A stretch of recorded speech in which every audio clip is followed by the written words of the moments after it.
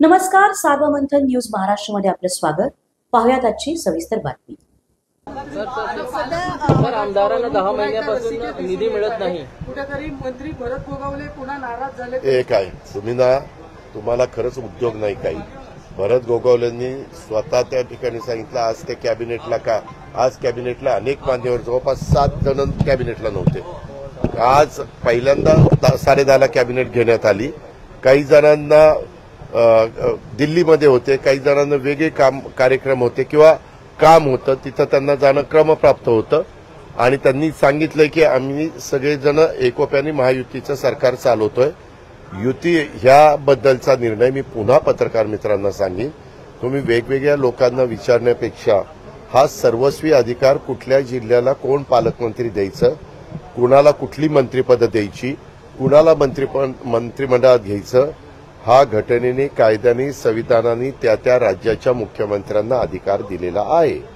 आणि वेळोवेळी राज्याच्या प्रमुखांनी सांगितलं योग्य वेळी आम्ही त्या 2 ठिकाणी कुणाला पालकमंत्री करायचं ते करू, म्हणजे मुख्यमंत्र्यांनी सांगितलं. आणि तोपर्यंत कुठलंही पालकमंत्री नाही म्हणून तिथलं काम आम्ही अडवून देणार नाही. डीपीसीचंही काम चाललेलं आहे, तिथले विकासाची पण कामं चाललेली आहे.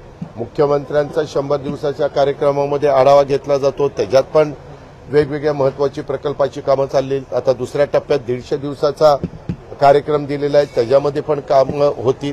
त्याबद्दल आपण काही काळजी करू नका. राज्यात आमदारांना 10 महिन्यापासून निधी मिळत नाही. 10 महिन्यापासून आमदारांना निधी मिळत नाही आरोप संजय गायकवाड यांनी केलेला आहे. तुम्हाला एक माहिती आहे, त्याच्यानंतर आमच्या मंत्रिमंडळातले एक सहकारी परिवहन मंत्री प्रताप सरनाईक साहेब हे शिवसेनेचे आहेत. त्यांनी सांगितलं असं काही घडलेलं नाही, असं ऐकलं आपण. पण तुम्ही प्रताप सरनाईकच्या गोष्टीला महत्व देत नाहीये, तुम्ही आमदाराच्या गोष्टीला महत्व देत आहे. हे बरोबर आहे ना. आज हे महायुतीचं सरकार आहे. स्वतः मुख्यमंत्री, दोन्ही उपमुख्यमंत्री आणि सगळ्या मंत्रिमंडळाचं बारकाईनं लक्ष आहे. यंदा मोठ्या प्रमाणावर 22,000 कोटी रुपये डीपीसीला निधी दिलेला आहे. हा आमदाराच्या शिफारसीनेच मोठ्या प्रमाणावर त्या ठिकाणी जात असतो, त्याचबरोबर पालकमंत्र्यांच्या शिफारसीप्रमाणे.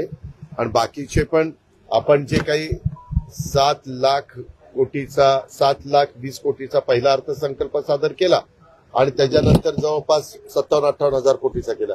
7.5 लाख कोटीचा अर्थसंकल्प सादर करत असताना आमच्या क्लास 1, क्लास 2, क्लास 3, क्लास 4चे पगार आणि पेन्शन आणि ह्या सगळ्या गोष्टी सोडल्यानंतर बाकीचा निधी तर डेव्हलपमेंटलाच जातो.